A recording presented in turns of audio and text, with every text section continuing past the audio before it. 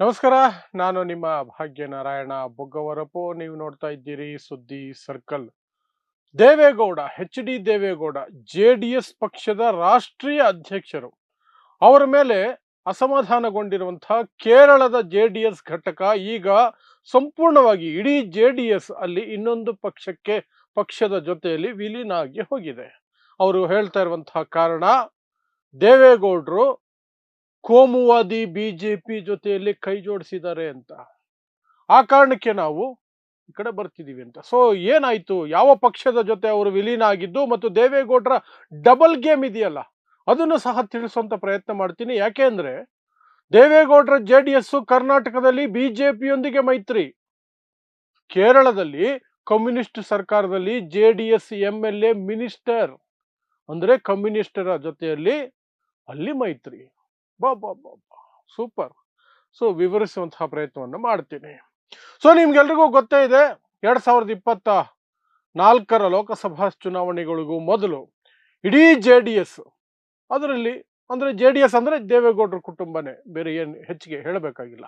So ಇಡೀ ದೇವೇಗೌಡರ ಕುಟುಂಬ ಹೋಗಿ ಬಿಜೆಪಿಗೆ ಶರಣಾಗಿ ತಮ್ಮನ್ನ ತಾವು ಸರೆಂಡರ್ ಮಾಡಿಕೊಂಡು ಅವ್ರು ಕೊಡುವಂತಹ 2 ಸೀಟ್ಗೋಸ್ಕರ ತಮ್ಮ ಪಕ್ಷವನ್ನೇ ಅಡ ಇಟ್ಟ ರೀತಿಯಲ್ಲಿ ಹೋಗಿ ನರೇಂದ್ರ ಮೋದಿ ಅವರ ಹತ್ರ ಸರೆಂಡರ್ ಆದರು. ದೇವೇಗೌಡರು ಖುದ್ದಾಗಿ ಹೋಗಿ ಸರೆಂಡರ್ ಆದರು.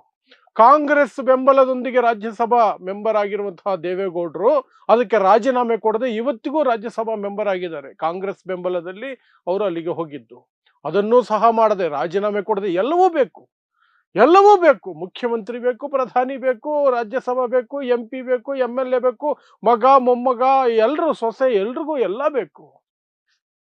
ಯಾರ ಜೊತೆ ಆದ್ರೂ ಸರಿನೇ, ಅದರಲ್ಲಿ ಏನು ವ್ಯತ್ಯಾಸ ಏನಿರಲ್ಲ.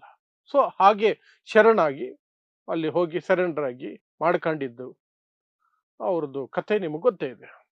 ಈ ಹಿನ್ನೆಲೆಯಲ್ಲಿ ಕೇರಳದಲ್ಲಿ ಇದೆಯಲ್ಲ ಜೆಡಿಎಸ್ ಘಟಕ, ಜೆಡಿಎಸ್ ಪಕ್ಷ, ಅಲ್ಲಿ 2 MLAಗಳಿದ್ದಾರೆ ಕೇರಳದಲ್ಲಿ.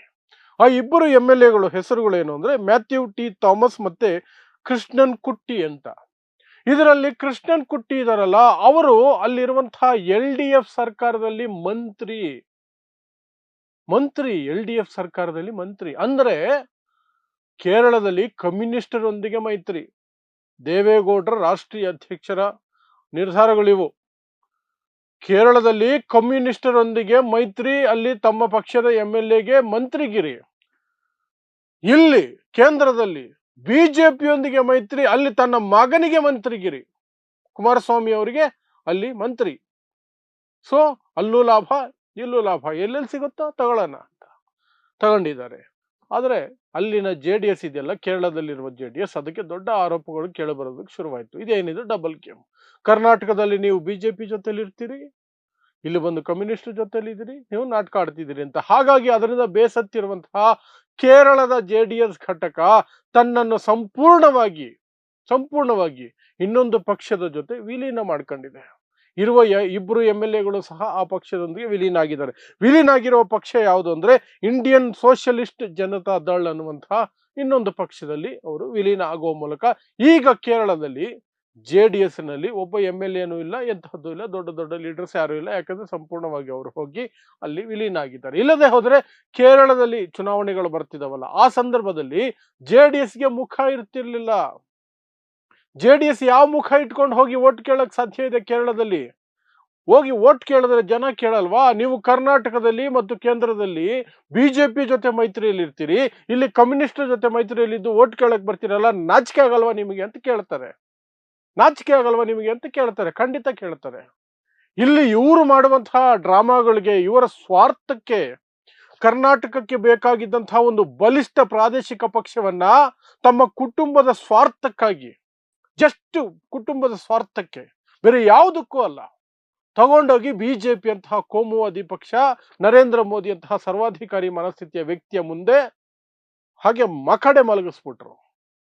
ಕರ್ನಾಟಕದಲ್ಲಿದ್ದಂತಹ ಒಂದು ಪ್ರಾದೇಶಿಕ ಪಕ್ಷ ಇವತ್ತು ಶರಣಾಗಿರುವ ಪಕ್ಷ ಆಗಿದೆ. ಬಿಜೆಪಿ ಏನ್ ಹೇಳಿದ್ರೆ ಅದಕ್ಕೆ ಡ್ಯಾನ್ಸ್ ಮಾಡೋ ಪಕ್ಷ ಆಗಿದೆ. ಅದಕ್ಕೆ ಯಾರು ಹೊಣೆ?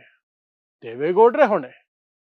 ಇಷ್ಟೆಲ್ಲಾ ವರ್ಷಗಳು, ಇಷ್ಟೆಲ್ಲಾ ದಶಕಗಳ ಕಾಲ ನಾನು ಜಾತ್ಯತೀತ ಪ್ರಧಾನಿ ಹುದ್ದೆಯನ್ನೇ ಬಿಟ್ಬಿಟ್ಟೆ ನಾನು, ನನ್ನ ಸಿದ್ಧಾಂತಕ್ಕಾಗಿ, ಈ ವಯಸ್ಸಲ್ಲಿ ನರೇಂದ್ರ ಮೋದಿಗೆ ಶರಣಾಗೋದಕ್ಕಿಂತ ಅವತ್ತು ಪ್ರಧಾನಿ ಹುದ್ದೆ ಬಿಡದೆ ಹೋಗಿದ್ರೆ ಚೆನ್ನಾಗಿತ್ತೇನೋ, ಅದನ್ನಾದ್ರೂ ಒಪ್ಕೋಬೋದಾಗಿತ್ತು.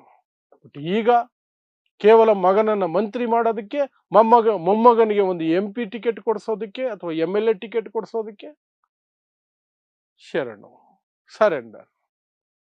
ಮುಂದೆ JDS ಕರ್ನಾಟಕದಲ್ಲಿ ಬಿಜೆಪಿ ಜೊತೆ ವಿಲೀನ ಆಗತ್ತೇನೋ, ಕೇರಳದಲ್ಲಿ ಇನ್ಯಾವುದೋ ಪಕ್ಷದ ಜೊತೆ ಆಗಿದೆ, ಇಲ್ಲಿ ಬಿಜೆಪಿ ಜೊತೆ ವಿಲೀನ ಆಗ್ಬಿಟ್ಟು ಏನೋ ಒಂದು 2-3 ಸೀಟ್ ಎಕ್ಸ್ಟ್ರಾ ಕೊಟ್ರೆ ಅದನ್ನ ತಗೊಂಡು ಹೋಗ್ಬೋದು ಮುಂದಕ್ಕೆ, ಗೊತ್ತಿಲ್ಲ. ಸೊ ಏನೋ ಒಂದು ಒಟ್ಟಿನಲ್ಲಿ JDS ಈಗ ಕೇರಳದಲ್ಲಿ ಸಂಪೂರ್ಣ ನಿರ್ನಾಮ ಆಗಿದೆ. ದೇವೇಗೌಡರ ಡಬಲ್ ಗೇಮ್ಗೆ ಬೇಸತ್ತು ಎಲ್ಲರೂ ಸಹ ಇಂಡಿಯನ್ ಸೋಷಿಯಲಿಸ್ಟ್ ಜನತಾದಳ ಅನ್ನುವಂತಹ ಹೊಸ ಪಕ್ಷಕ್ಕೆ ಅವರು ಶಿಫ್ಟ್ ಆಗಿದ್ದಾರೆ, ಮರ್ಜ್ ಆಗಿದ್ದಾರೆ, ವಿಲೀನ ಆಗೋಗಿದೆ.